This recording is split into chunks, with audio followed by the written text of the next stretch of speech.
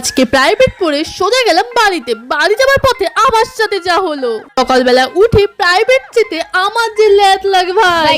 But এই আলসামির মধ্যে আমি ভিডিও করে তারপর আবার প্রাইভেট যাই।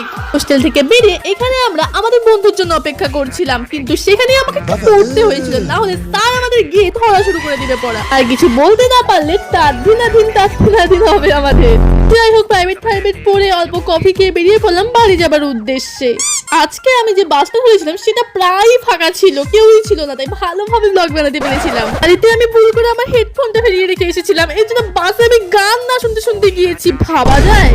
এই বাসে বোর হচ্ছিলাম ভেবে আমার একটা মাথায় আইডিয়া আসলো যে what in my college bag, কি আছে আমার কলেজ ব্যাগের মধ্যে, কি খাজানা আছে, চলো দেখাই। এই sunscreen, money bag, hand cream, আর একটা ফোন, আর কিছু টাকা, আর এখানে বইপত্র, কারণ আমি স্টুডেন্ট। আর কিছু বইপত্র ছিল, না হলে কি দেখাতাম। যাই হোক, এখন তোমরা আমার চ্যানেলকে সাবস্ক্রাইব করো। শুধু টাটা।